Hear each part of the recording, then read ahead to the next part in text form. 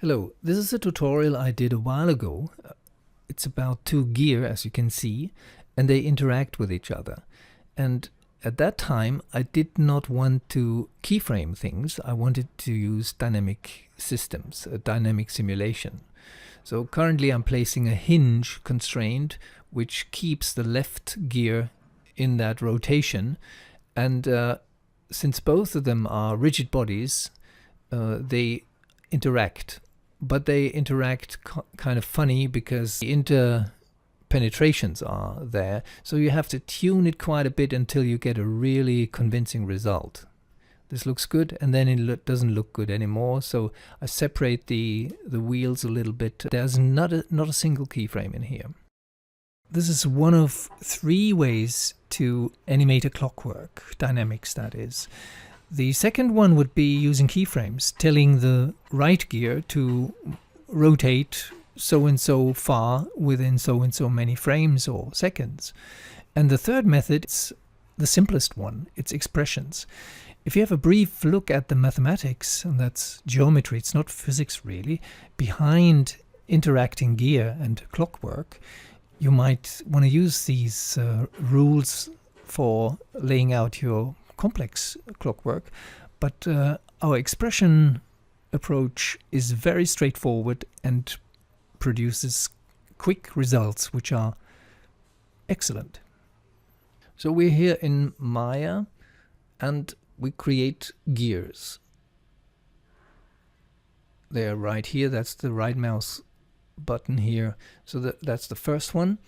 Actually, I'm going to move this to the side. So since they have the same size, I mean the top window, that's perfect for this purpose. Since they have the same size, they rotate one counterclockwise and the other one clockwise at the same speed.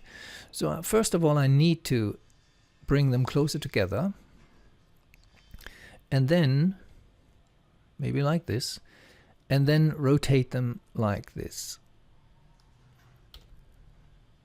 This looks quite good. Now I go to the attribute editor, and here I have the polygears. So you see I have 16 sides, that's 16 teeth here, so to say. That's the radius I have, the original radius, which is just fine. When you select this one and go to polygear, you see parameters have changed because we moved it to the right, that's this parameter here, and we rotated it by minus 11.386 degrees. This is an interesting value, by the way, when you deal with gears and interaction of gears, but this is we just leave it there. With this selected, we go to modify and we freeze the transformations and check what's happening in the attribute editor when I invoke this command. All the values, which are currently set to 2.2 or something minus 11, will be zeroed. There's zeroed. Now that means this gear here is born like this. It was it doesn't remember it once was there in the center of the scene. So when we make this rotate now, it's this parameter, of course, and we type in an expression basically equals frame. So when we go to the very beginning of our animation, it rotates like this. The other one, of course, which we don't have to freeze because it's already zeroed out here, we of course need a negative expression here, equals minus frame. And now let's see how the animation goes.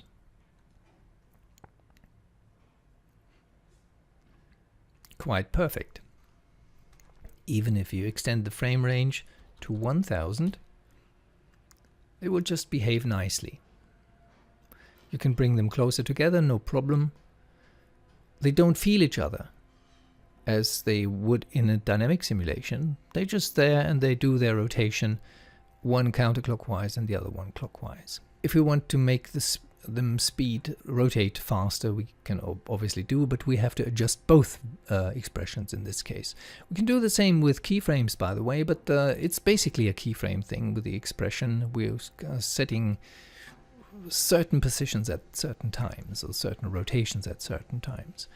Now let's create a third gear. And that third gear lands in the middle, of course, and we move it to the left. Press the key A so we see all of them. And now we'll make it smaller, like this. When we move it here and rotate it a little bit, and move it here, it will never work, because the teeth here of the gear are too small. So we have to work here with the sides. And the sides, that's that number here. And we can sort of adjust the things. Here you have the gear spacing, and here you have the gear offset, which is interesting too. So when this one rotates clockwise, this will rotate counterclockwise. So let's do this now. Actually, let's freeze the transformation first. And then we go to the polygear, and here we have the 0 for the rotation. So we enter equals frame. And of course, this does not work. Now, since we're not using a dynamic system, we have to sort of play with it in order to get this right. So which wheel is too fast? I think this one is too slow. So let's stop the animation here and exchange the expression, which was equals frame, to equals frame times 1.5, for example. So it will rotate faster. And you see now it's getting faster, but and now we can open the edit expression. It's basically the same thing. And here is the value, 1.5. How about 1.8? Edit and rerun the simulation.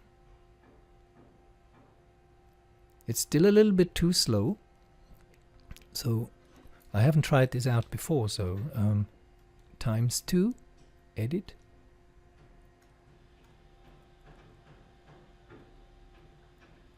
This looks much better. And of course, when you do an animation for a client, and the client wants the gear to be visible for a long time, you have to let the rotation run for a long time, because this is just a feeling-wise value which you have for the rotation.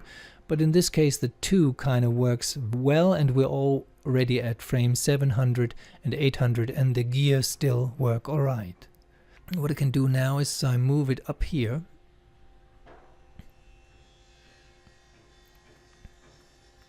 And it will still work. Final touch, of course, what you'll see in a second is 3 different Arnold surface shaders with presets, copper for example, or gold, and you see these gear in action. Have fun. Bye bye.